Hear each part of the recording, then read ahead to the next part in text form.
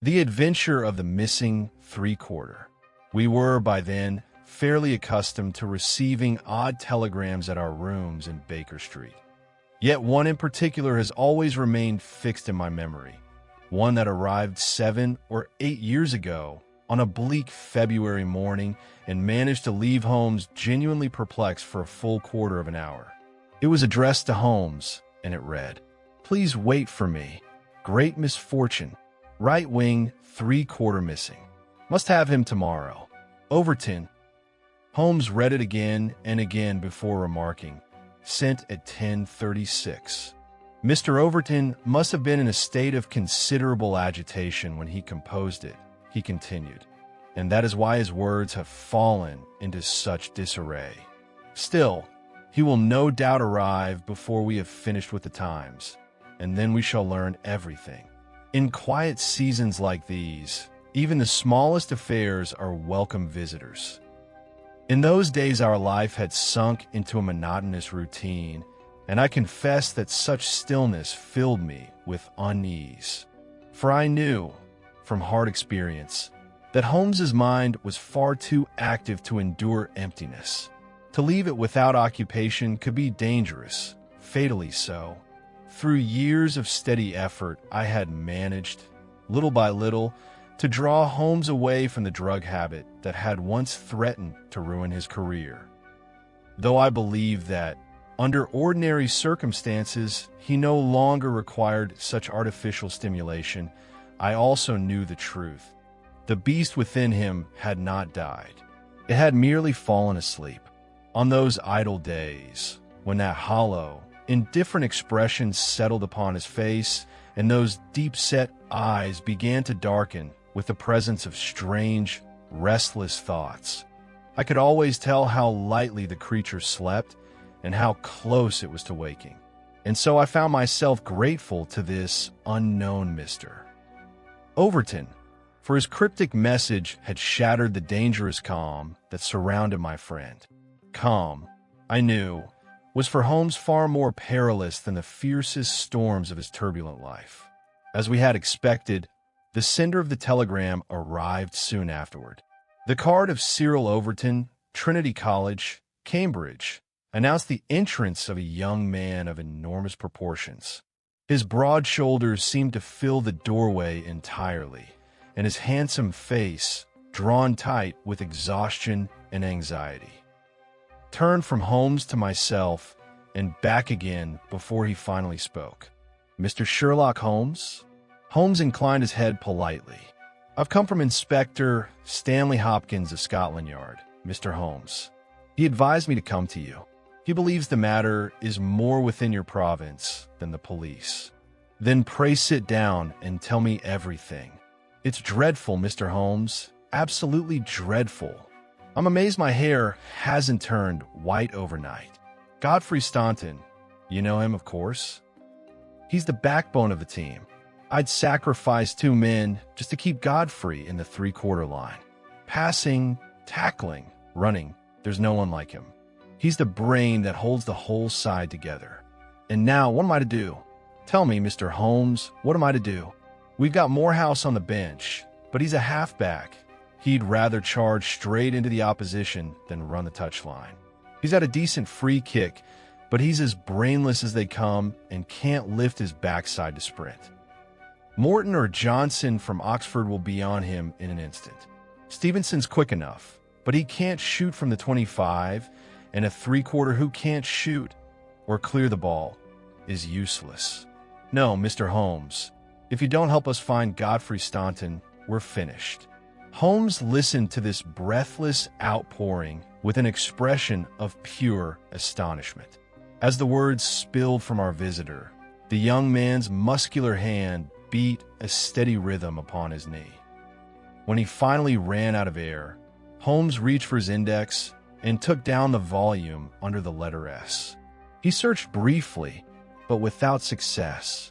"There's an Arthur H. Staunton here," said Holmes, "a rising young forger, and a Henry Staunton whom I had the pleasure of assisting toward the gallows. But the name Godfrey Staunton is unfamiliar to me." Now it was Overton's turn to stare. Good heavens. I've been told you were an educated man, Mr. Holmes. If you've never heard of Godfrey Staunton, then you can't possibly know Cyril over neither. Holmes merely shook his head. My God, cried the young man.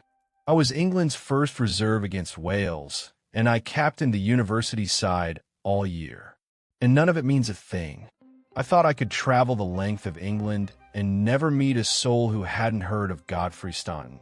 Cambridge, Blackheath, 5 times in the national side, and the finest 3/4 the position has ever seen. Good Lord, what world do you live in, Mr. Holmes? Holmes laughed at the giant's innocent bewilderment. You and I live in different worlds, Mr. Overton. Yours is the finer and healthier one. My reach extends into many corners of society, but I am pleased to say it does not extend into that most admirable of English pleasures, sport. Still, your visit this morning suggests that even in the open air, where gentlemen compete, there may be work for me to do. Now, I ask you to sit and tell me everything calmly and exactly as it occurred, and explain precisely what assistance you require. Overton's distress was plain upon him. He seemed a man accustomed to using his muscles rather than his mind, and the effort of explaining himself cost him dearly. After removing the repeated phrases and the portions that made little sense, his story amounted to this. As I told you, Mr. Holmes, I'm captain of the Cambridge University team, and Godfrey Staunton is my best man. Tomorrow we play Oxford. Yesterday we came to London and checked into the Bentley Hotel. At 10 o'clock I made my rounds, checking that every man had gone to his room, because I believe a team needs strict training and a good night's sleep if it's to win.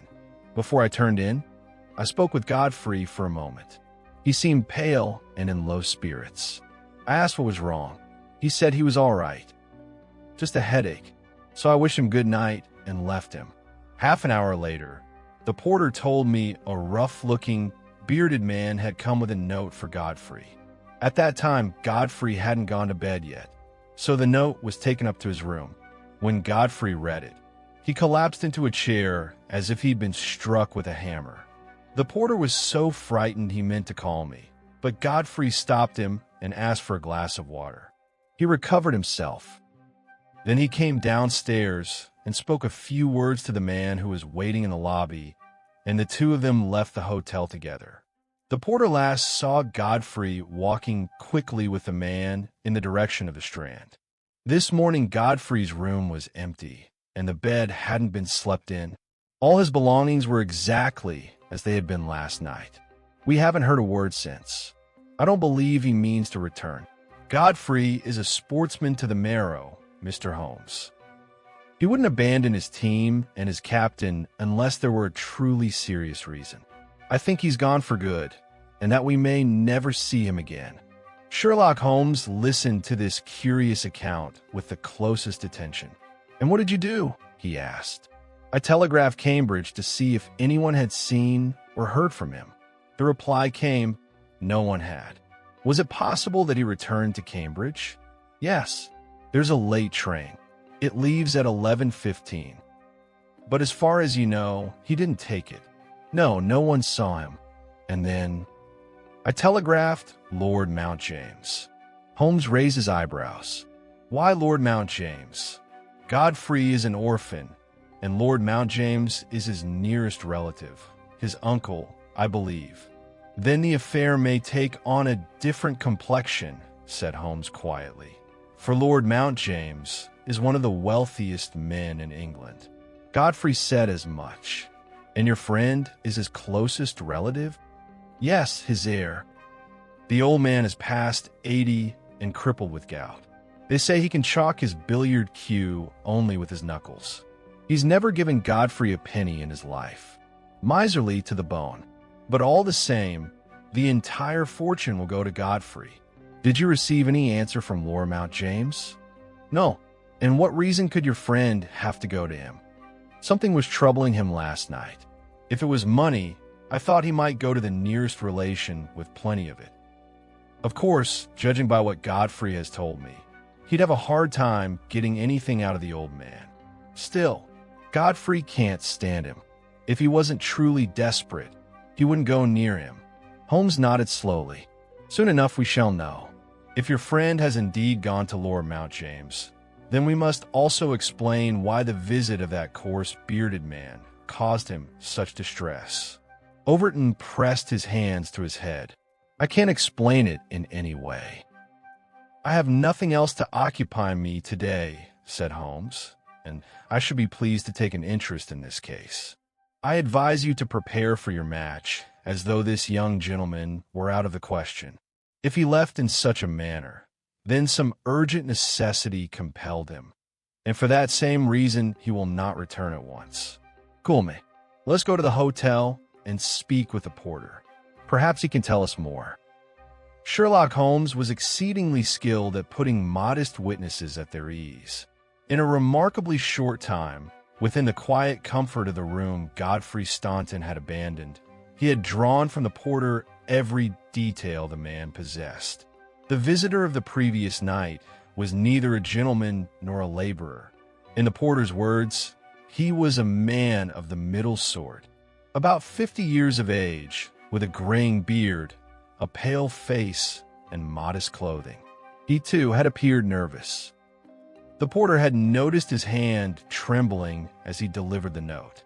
Godfrey Staunton, after reading it, crumpled the paper and put it in his pocket. There had been no handshake when they spoke in the lobby, only a brief exchange of a few sentences. The porter had caught only one word distinctly: time. Then, as described, they had hurried away.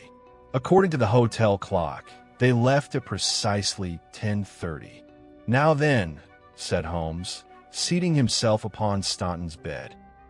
You are the day porter, are you not? Yes, sir. I go off duty at 11. The night porter saw nothing, I presume? No, sir. Only a theater company arrived late. Other than that, no one came or went. You were on duty all day yesterday? Yes, sir. Did you deliver any message to Mr. Staunton? Yes, sir. I delivered a telegram. Holmes's eyes sharpened. Ah, that is interesting. At what time did you deliver it? A little after 6, sir. And where was Mr. Staunton when he received it? Here in his room, sir. Were you present when he opened it? Yes, sir. I waited in case he wanted to send a reply. And did he? Yes, sir. Did you take it to the telegraph office? No, sir. He took it himself. But he wrote it while you were here? Yes, sir. I stood by the door. He sat at that table with his back to me. When he finished, he said, All right, I'll take it myself. What did he write it with? A fountain pen, sir.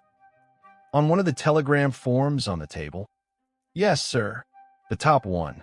Holmes rose, carried the stack of forms to the window, and examined the uppermost sheet with great care. A pity he didn't use a pencil, he remarked, with a shrug, tossing the forms down in mild disappointment. As you know, pencil leaves an impression beneath.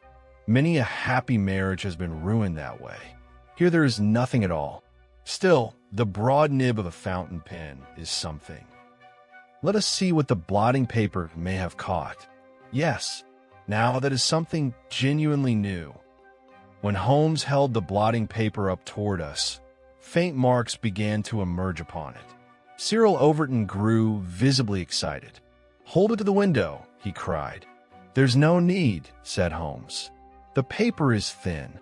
We can read it perfectly well from the reverse. Here, look. He turned it over, and the message became clear. This, said Holmes, is the final portion of the telegram Godfrey Staunton sent only a few hours before he vanished. We haven't recovered at least 6 words of it, but we do have this much. For God's sake, be with us. So the young man saw some great danger approaching, something from which he hoped to escape with the help of another. I want you to notice the word us. That tells us there is someone else involved, and it is not that pale-faced, nervous, bearded fellow. Then what is the connection between Staunton and that bearded man?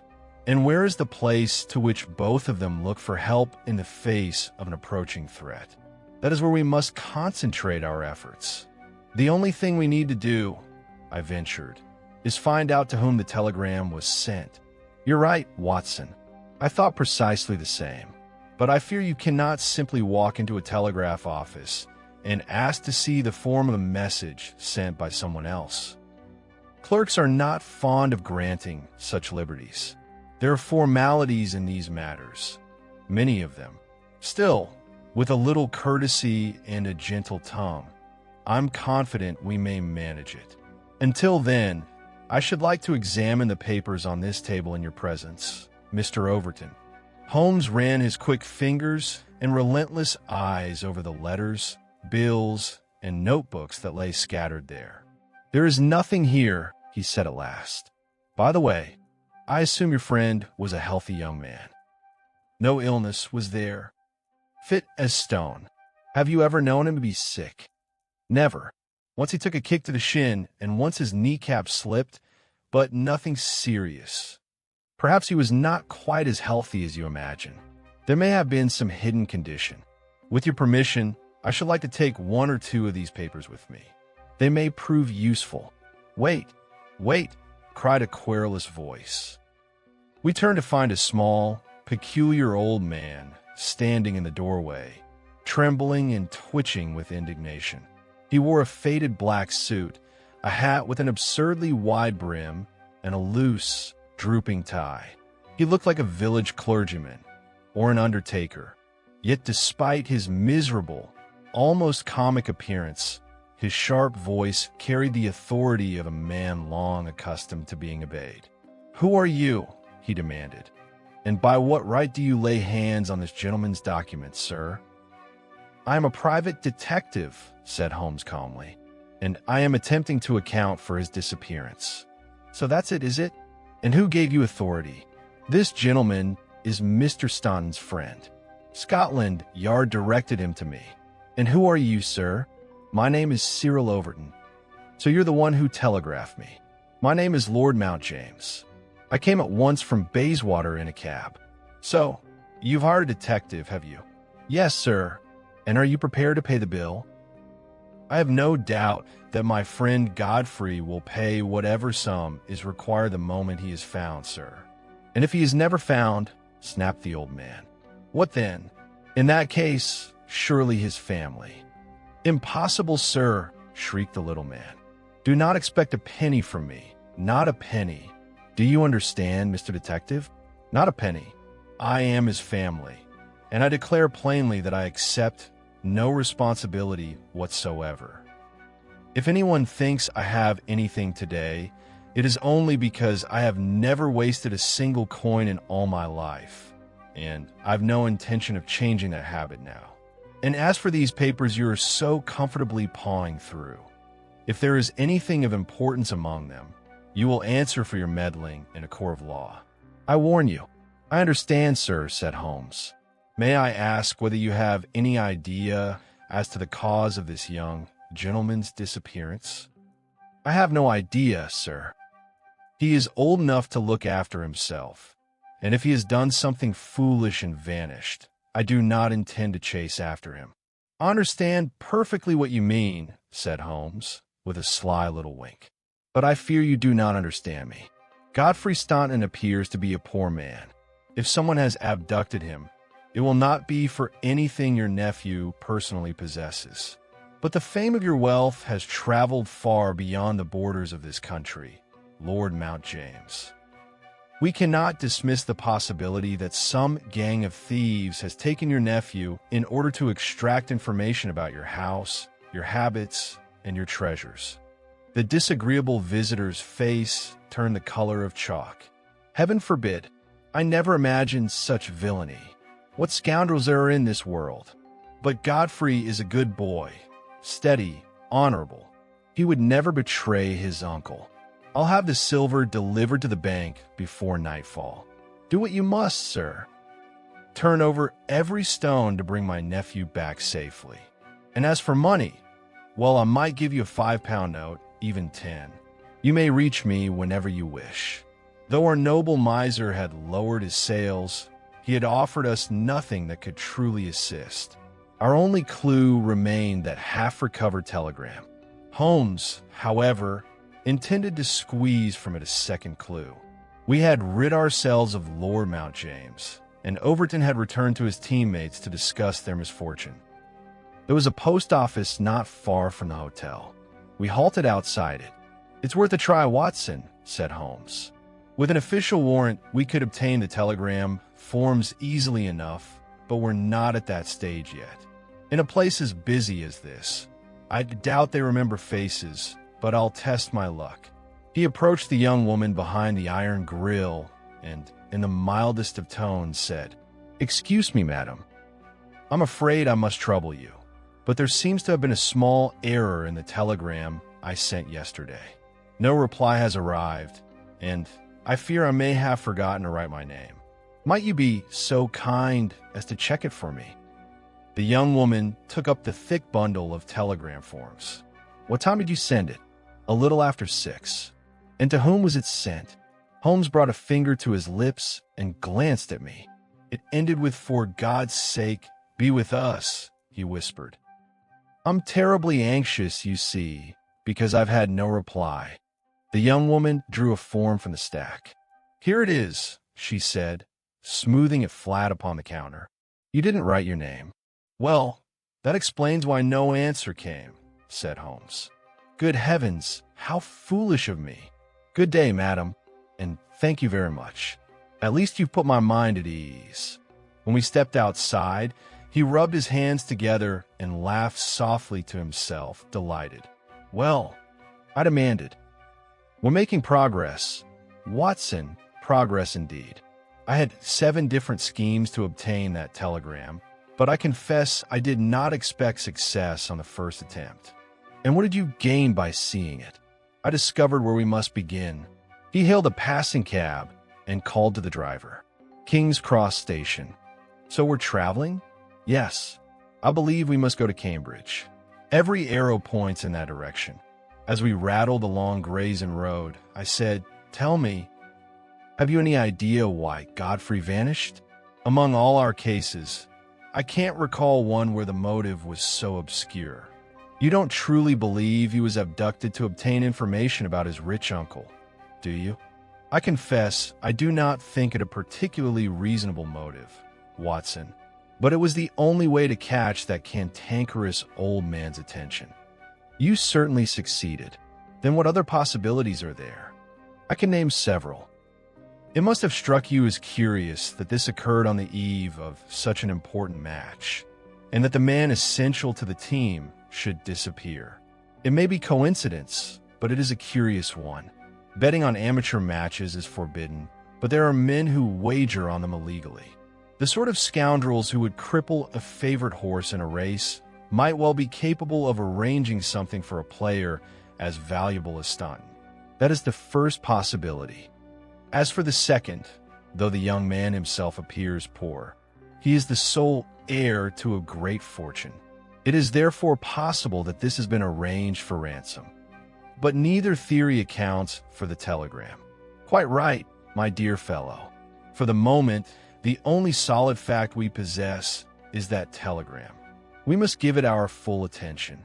It is, after all, in the light of what we learn from it, that we are now traveling to Cambridge.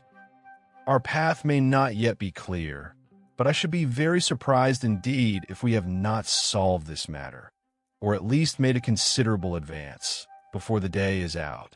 By the time we reached the ancient university city, darkness had already fallen. We took a cab from the station, and Holmes directed the driver to the house of Dr. Leslie Armstrong. Within a few minutes, we had stopped before a large residence on one of the busiest streets in town.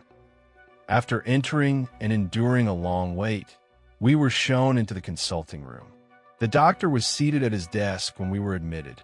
That I had never heard the name Leslie Armstrong before was proof enough of how far I had drifted from my own profession.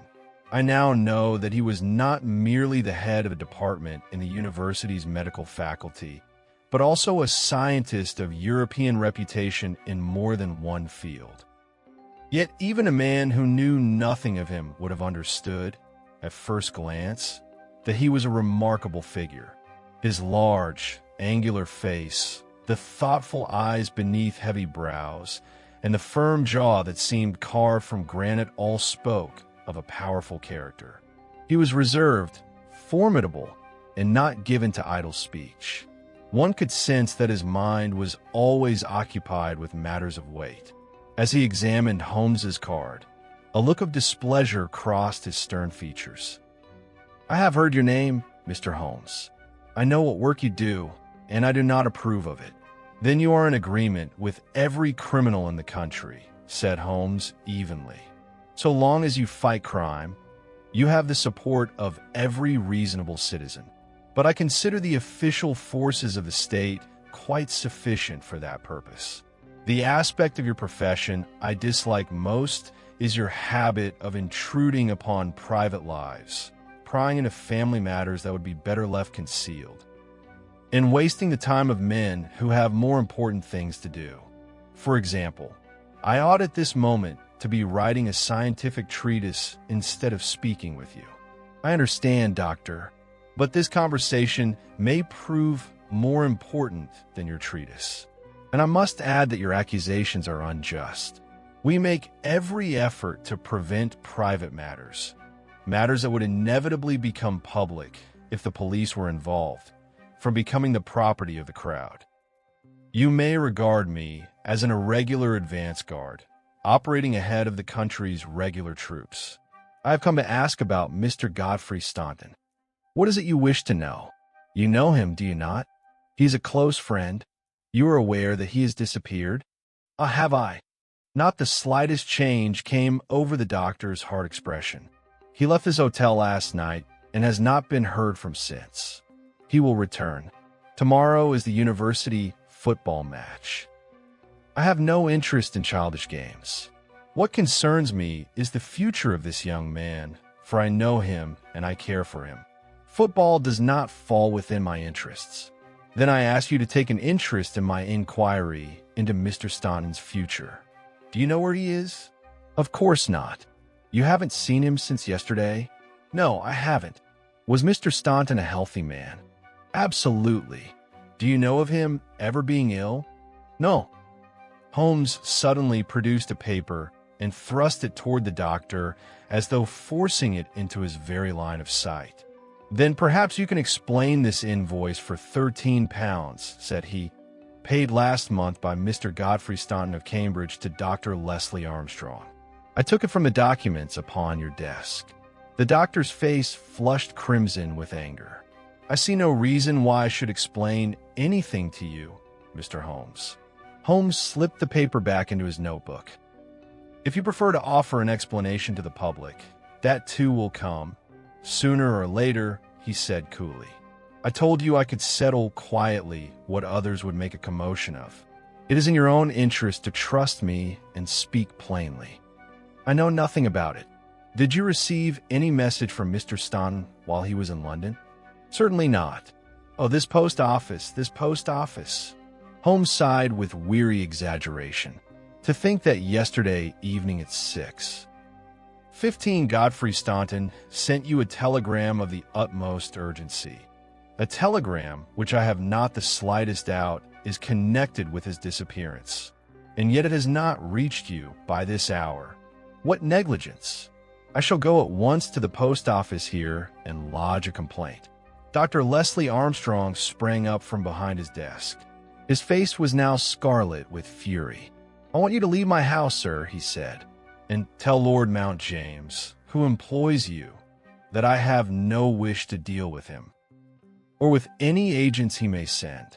No, sir, I do not wish to hear another word." He rang the bell violently. "John, show these gentlemen out." A dignified servant ushered us from the room with an efficiency that bordered on eviction. A moment later we were in the street. Holmes threw back his head and laughed aloud. "The doctor is a man of energy and character," said he. "If he were to apply his talents in that direction, I can think of no one better suited to fill the place of the late Professor Moriarty. And now, my poor Watson, we find ourselves stranded in the open street, in an unfamiliar town. If we leave, we abandon the case entirely. That hotel directly opposite Armstrong's house will suit us admirably. You take a front room and secure whatever we require for the night, while I conduct a few modest inquiries. Those modest inquiries, however, must have proved far more extensive than Holmes had anticipated, for it was close to 9 o'clock when he returned to the hotel. He looked pale and dispirited. His clothes were powdered with dust, and hunger and fatigue had drained him of strength. A cold supper awaited him on the table. After he had eaten and lit his pipe, he assumed that peculiar half-serious, half-philosophical manner which always came upon him when matters refused to go as he intended. The sound of carriage wheels brought him abruptly to his feet. He went to the window and looked out. A splendid carriage drawn by 2 gray horses had pulled up before the doctor's door. "He left 3 hours ago," said Holmes. "He went out at 6:30, and only now he returns. That represents a distance of 20 kilometers. He makes that journey once a day, sometimes even twice. That's not unusual for a doctor in practice. But Armstrong is not an active practitioner. He lectures and consults. He finds regular practice and interruption to his scientific work. So why does he take these long, exhausting drives? Whom do you suppose he visits? His coachman. Do you imagine that never occurred to me?" Holmes snapped, though without malice. I went to him first, naturally. But whether from his own savagery or at his master's instruction, the man set a dog upon me. Fortunately, both dog and man reconsidered the moment they saw my stick, and the matter went no further. After that little tension, further questioning was hardly possible. I did, however, learn a few things from a friendly soul in the hotel garden. He told me about the doctor's habits and his daily journeys. And as if to confirm the man's words, a carriage drew up at Armstrong's door at that very moment. "Couldn't you follow him?" Holmes's eyes gleamed. "Excellent, Watson. How sharp you are tonight." I thought exactly the same. As you've noticed, there is a bicycle shop beside the hotel. I hired a bicycle and set off in pursuit before the carriage vanished from sight. I soon closed the distance, and then I fell back 100 yards so that my pursuit would not be obvious. I followed the glow of the carriage lamps until we left the town. And then something happened that wounded my pride. The carriage stopped, and the doctor stepped down and walked straight back to me. In the most cutting manner, he observed that the road was narrow and that any cyclist would surely feel ashamed to block the passage. The man is an artist in insult. So I rode past the carriage and kept to the main road for several kilometers.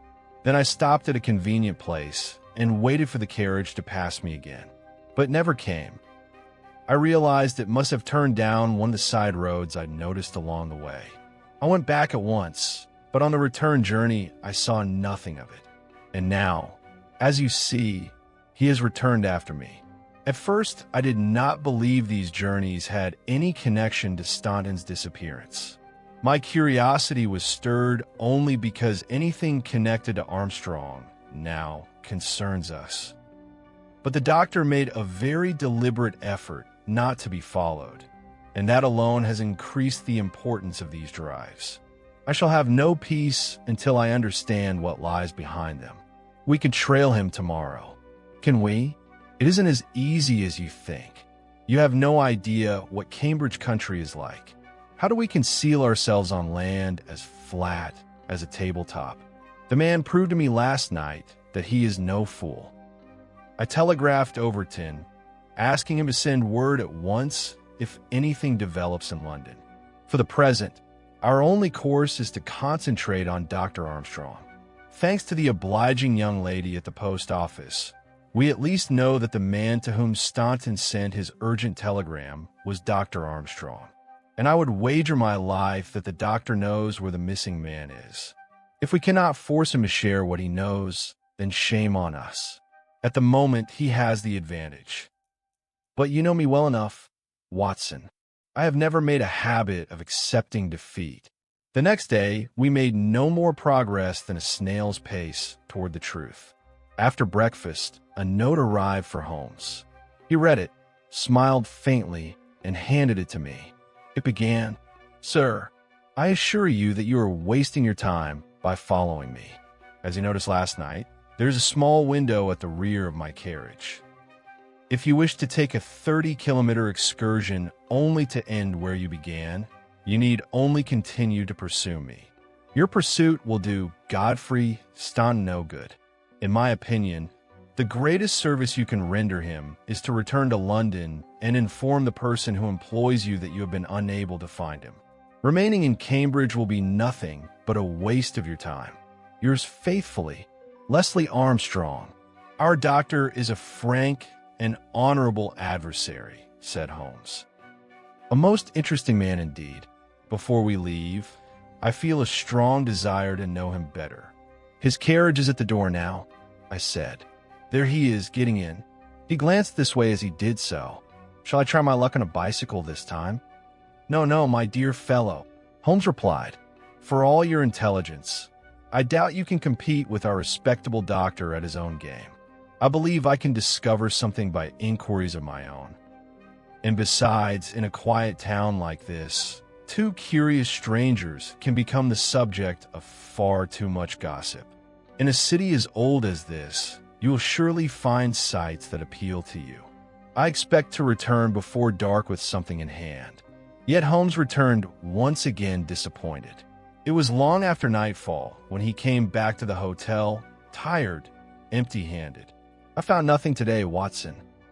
I went through every village in the direction the doctor takes, questioning innkeepers and local correspondents. I went as far as Chesterton, Histon, Waterbeach, and Oakington, and I returned empty from them all. In places as quiet as those, a splendid carriage drawn by 2 horses would certainly be noticed if it appeared every day. The doctor has defeated me again. Any telegrams for me? Yes. I opened it. Here it is. Asked Jeremy Dixon at Trinity College for Pompey. I couldn't make sense of it. "It is perfectly clear," said Holmes. "Our friend Overton has answered my question. I shall send a note to Mr. Jeremy Dixon at once. I no longer doubt that fortune is about to turn. And what of the match? Yes, the evening edition of the local paper describes it in detail. Oxford won by a single point. It ends by saying, 'The Light Blues' defeat may be attributed to their unfortunate absence of the national player Godfrey Staunton. Their lack of organization in the three-quarter line and their ineffectiveness in both defense and attack contributed to the downfall of this powerful and well-trained team.' So Overton was right to worry," said Holmes. "In that respect, I agree with the doctor. Football does not interest me in the slightest. Let's go to bed early, Watson, for I suspect tomorrow will be an active day."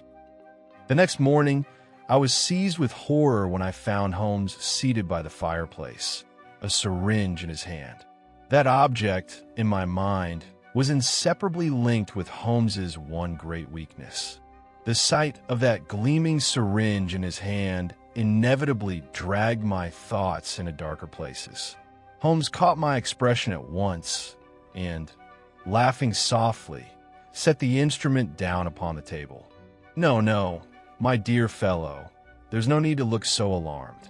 It won't be used for any wicked purpose this time. On the contrary, it will be the key to this mystery. All my hopes are in that syringe. I've just returned from a short reconnaissance.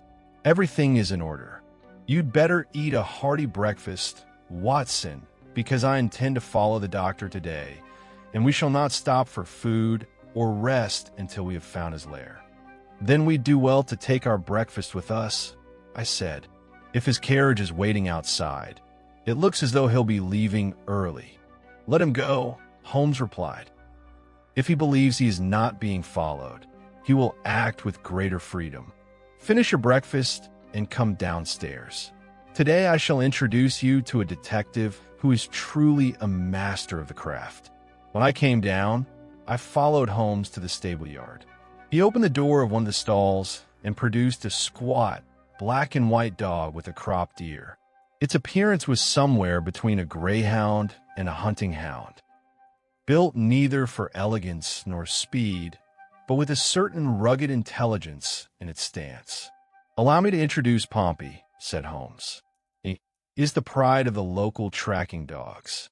If you judge by his build, you'll see at once that he cannot run particularly well. But when it comes to scent, he has no equal. Yes, Pompey, you may not be swift, but compared to two middle-aged gentlemen from London, you are still uncomfortably fast. And so, if you don't object, I shall put this leash around your neck. There now, my boy, show us what you can do." He led the dog to the doctor's gate. Pompey sniffed about for a moment, and then, with a sharp bark and a sudden surge of excitement, he broke into a run. Had the leash allowed it, he would have flown. Within half an hour, we had left the town behind and were moving at a steady pace along a country road. "What did you do, Holmes?" I asked, breathless. "An old trick, but a reliable one," he replied. "This morning, I slipped into the doctor's garden and emptied a syringe full of aniseed onto the rear wheel of his carriage. A tracking dog can follow the scent of aniseed from here to the very tip of Scotland. Our friend Armstrong hasn't a chance now. And just look at this. So that's how the clever devil threw me off that night." The dog suddenly left the main road and darted down a narrow track choked with grass. About a kilometer ahead, it joined another highway. The trail turned sharply, back toward the town we had just left. Soon the road bent southward, and we found ourselves traveling in precisely the opposite direction from the one I had expected. "That little excursion did you good, didn't it?" Holmes said dryly. "No wonder my inquiries in the villages to the north produced nothing. The doctor played us beautifully. I confess I'm impatient to learn what could justify so elaborate a deception. That village on our right should be Trumpington. Good heavens! A carriage is turning the corner. Quick, Watson, quick! If we're seen now, we're finished." Holmes darted through the gate of a roadside field. Pompey, determined to follow the scent, had to be dragged after him. We crouched behind the hedge just as the carriage passed. For an instant I caught sight of Dr. Armstrong inside. His shoulders were slumped. His hands were pressed against his head, his face buried in thought. The man looked crushed by some private torment. Holmes's expression had hardened, and I knew he had seen the same. "I'm afraid this will not end well," he murmured. "But we shall know everything soon enough. Come, Pompey. That cottage in the field must be it." There was no doubt we were nearing the end of the chase. Pompey was still circling the gate where the carriage tracks were visible, barking ceaselessly. Holmes tied the dog to the fence, and we hurried along the footpath to the cottage door. Holmes knocked again and again, but no answer came. Yet the house was not abandoned. Of that we were certain. From within came a sound, a low, suffering moan, heavy with sorrow beyond words. It carried the kind of grief that does not belong to the living world. Holmes hesitated for a single heartbeat, then turned and glanced back down the road. A carriage was approaching, and there was no mistaking those gray horses. "Good Lord, the doctor is coming back!" Holmes cried. "There's no turning back now. We must learn what is happening here before he arrives." We opened the door and went in. The moan grew louder, swelling until it became an unmistakable cry of pain. It came from above. Holmes sprang up the stairs, and I followed close behind. He pushed open a half-closed door, and the sight before us stopped us both as though we had been struck. A young and beautiful woman lay dead upon the bed. Her face was pale, yet strangely peaceful.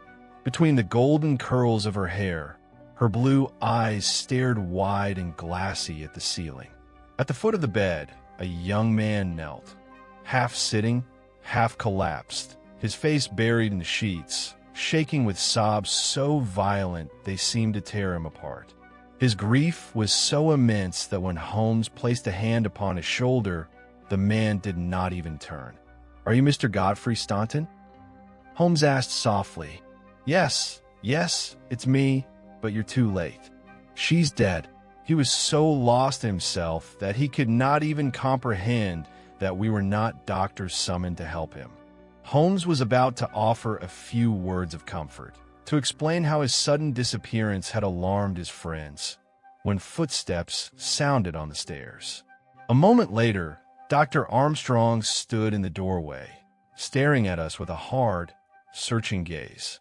"Well, gentlemen," he said, "so you have achieved what you wanted at last. And truly, you have chosen the most fitting moment to pry into a man's private life.